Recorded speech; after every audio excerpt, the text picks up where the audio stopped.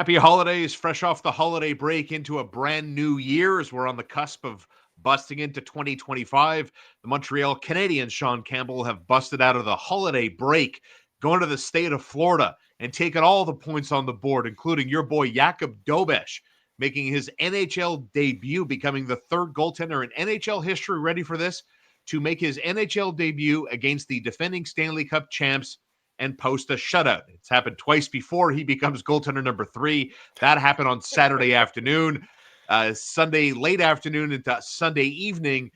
I got to tell you, they manhandled the Tampa Bay Lightning. Shaun, I mean, what's happened to the Montreal Canadiens? This team is on an absolute heater. It's funny. Every year you get ready for this Florida trip. The circus is in town, Cirque du Soleil. The Habs go on the road. It's all going to go downhill now. And they're just showing that they're a different team. They're a different team. They don't care about what happened in years past.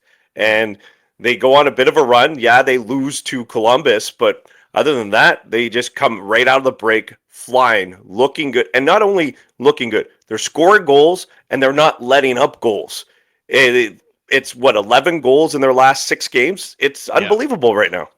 It is. Winners of 5 of their last 6, including back-to-back 4-0 win over the Florida Panthers and a 5-2 win over the Tampa Bay Lightning, with Jake Evans being the common thread there, as he's scored it in 5 straight. He's on 10 goals this season. Certainly will dip back into the Jake Evans waters. But to your point, Shaun, I mean, this team, win or lose, in 7 straight, they're scoring at least 4 goals a game. I mean, it's more than the Patrik Laine effect, obviously, that's contributed to the team's balance. What else can it be? What are you seeing? Well, I think it is the balance, because as much as Jake Evans has gone off on a fourth line, I don't even know if you can call that a fourth line, but every game it's someone different. Because if you go back over those 7 games, are we talking about someone like Nick Suzuki who has 18 points in 7 games and it's just Cole Caulfield and Nick Suzuki? No. You got a goal from Dvorak. You're getting goals from Armia. Even if it's an empty netter, it's Brendan Gallagher. Goals from the blue line as well. I think these are all things that contribute, and everybody's feeling it right now. And when you're starting to get what the coach is trying to tell you, everybody's on the same page. I'm watching the Canadiens, and I can tell that they're all on the same page right now. They all are with the common goal of what Marty St. Louis has been really, instituting. I'm going to flash back. And Shaun, let me know if you remember or not. It was a game against the Pittsburgh Penguins about maybe 2 months ago. And after the game, Marty St. Louis, he said, if we wanted to win this game, we could have 5-4, but that's not what I'm trying to do right now. And I was a little angry with that. I was like, you're trying to win any game. If you need to win a game 5-4, win it 5-4. You don't need to win it 3-1. But that was the mentality that he was trying to instill on this team. And now they're winning games 5-4, 5-2, 5-3. But that's not the mentality. The mentality is to go and play good, solid defense. It's going to lead to offense. That's exactly what happened over the weekend against the Florida teams. I mean, they've played 36 games. They're 12-9, however, in their last 21. I mean, there has been a common theme here, and one of the common themes outside of Jake Evans has been Sam Montembeault getting the heavy rotation in goal. Caden Primo failed the test, failed the audition, to the point where the team lost whatever amount of trust they had left in him, to the point where Montembeault had started, 9 in a row. Even Marty Brodeur said, hey, man, maybe you're playing too often here. Maybe you got to slow it down for a second. They put Caden Primo on waivers. To no one's surprise, he clears. He's been loaned out to the Laval Rocket, who had a tough weekend, as we talk here with Shaun Campbell, the voice of the Laval Rocket, as Syracuse came to town and took him out to the woodshed, beating them handedly Friday and Saturday at Place Belle. We'll talk about that, certainly. But as it relates to Yakob Nurmi, 9-3-1 in Laval, obviously earns the call-up post the shutout against the defending Stanley Cup champions in the Florida Panthers on Saturday. His rebound control was stellar. I mean, what else does he bring to the table? That was personally my first real hard look at Yakob Nurmi. What else can you tell us about what this guy does, his strengths, his weaknesses, and your reaction to his performance on Saturday in Florida? My reaction was, really wasn't that surprised. The team played very well in front of him. Let's be honest there. But rebound control, and the one thing you'll see is the athleticism. He's a big goalie. He carries himself big. His left to right movement is incredible. It is something that, again, I've only seen over the last year and a half, and I saw the progression. He is not the goalie that I saw in December of 2023. He is much different. He's grown. He's got to know the league. He's got to know the opposition.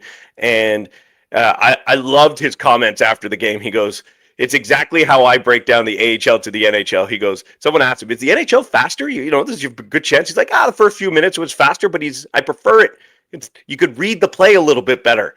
The AHL is a little too chaotic for me. And a lot of goalies struggle in the AHL because of how chaotic the play is, but then they're able to transfer methodical play into the NHL. And that's kind of what it was for him. And I think that there's the level of confidence that he carries that we had not seen in Cayden Primeau this season.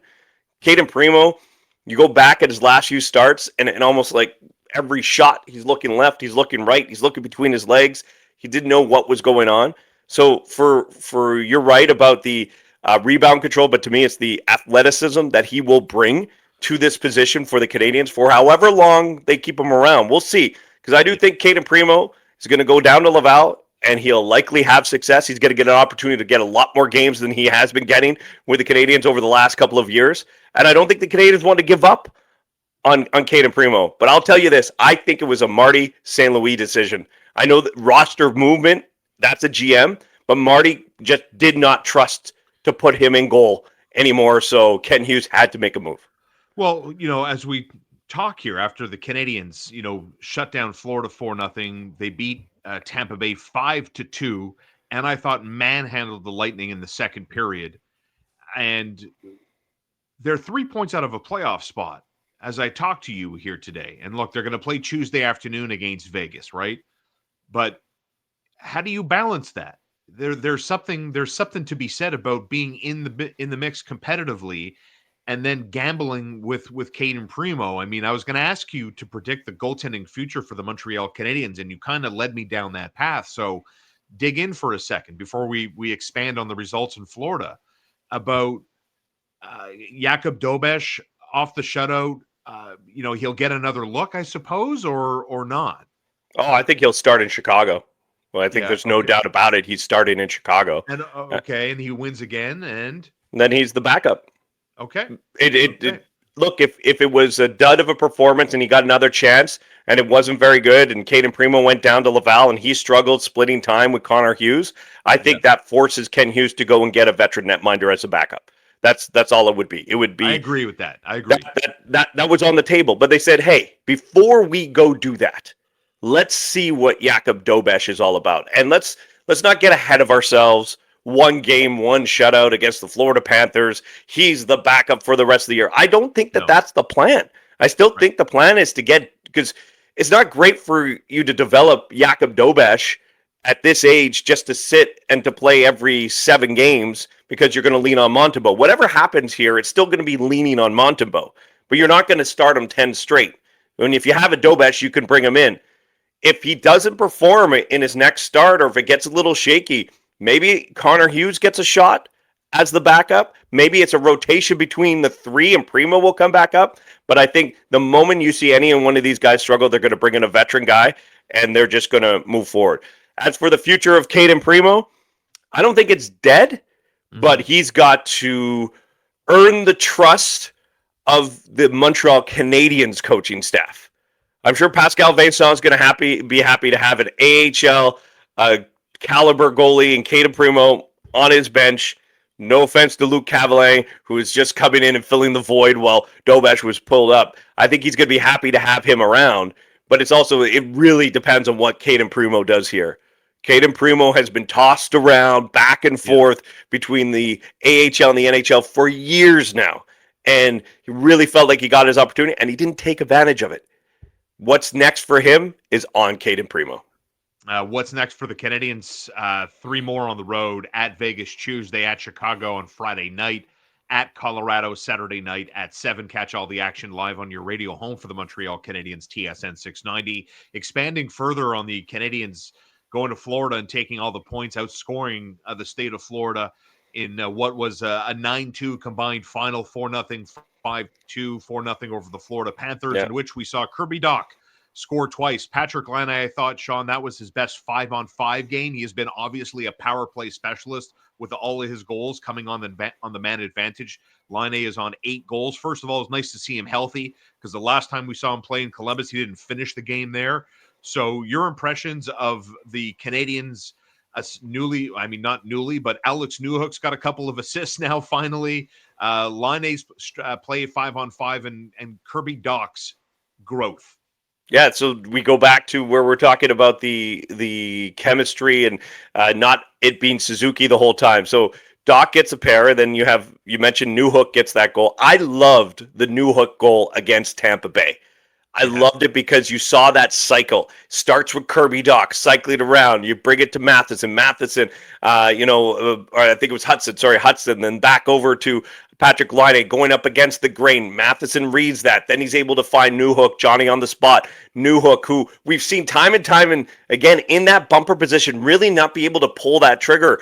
And, we could talk about the assist. You still probably wanted more goals from Alex Newhook, but able to finish that play off. I go back to Kirby Dach battling with Kucherov, and so much so that Kucherov is just angry and clips him because he's not happy because he's losing a battle against Kirby Dach. I want Kirby Dach to win battles against Nikita Kucherov. I want him to be feisty and involved in the game. Those are things that I think comes from scoring a goal, and we say it all the time, and it's so true. All hockey players know this. You score a goal, it goes straight to your legs. You could see that energy from Kirby Dach after scoring those 2 goals. You see the energy for Newhook getting those assists. That line, 5-on-5 against Florida, and I'll tell you, there weren't many lines I didn't like against Florida or Tampa Bay 5-on-5 for the Canadiens. Some real solid 5-on-5 play against 2 real quality hockey teams. And you're watching Juraj Slafkovsky once again find a level of comfort that is undeniable.